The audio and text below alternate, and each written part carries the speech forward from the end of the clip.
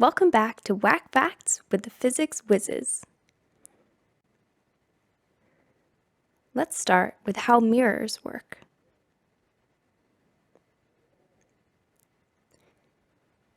Here we have a simple mirror which consists of clear glass followed by a layer of highly reflective metal. When a light ray hits the mirror, it is reflected back. The light that hits the mirror, known as the incident ray, is reflected at the same angle that it hit. In addition to regular mirrors, there are two other common types of mirrors, convex and concave. Let's compare the two. Convex mirrors curve outwards and concave mirrors curve inwards. Similarly, convex mirrors reflect light outwards, whereas concave reflect inwards.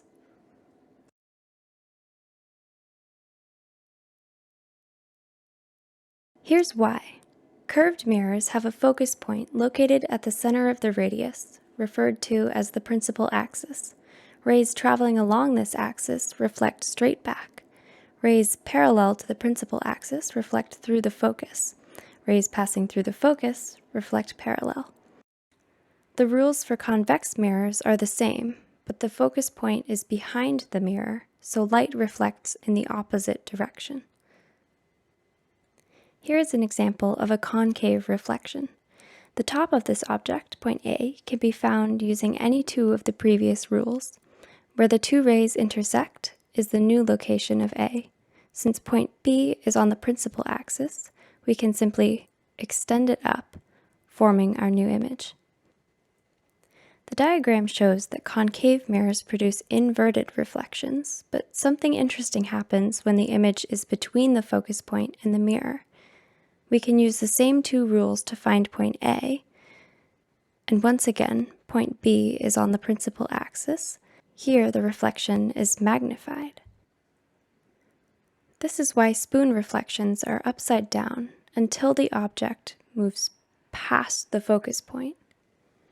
Here are some examples of curved mirrors. Now we'll move on to magnification. Magnifying glasses use a bi-convex lens. Rays parallel to the lens are directed towards the principal focal point, located where all of the rays converge. The length between the lens and the focal point is called the principal focal length, which is important in the next demonstration.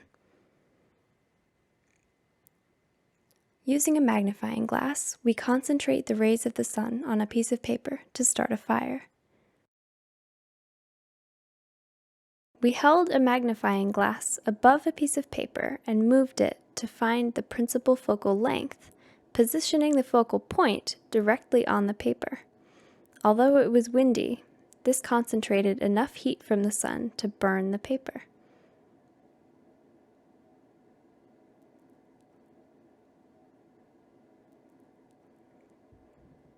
Whack fact: it lights matches. Match handles make great kindling.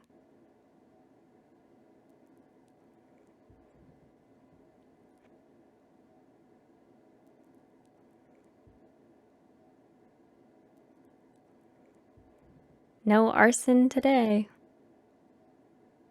Watch out, we're expert fire starters now.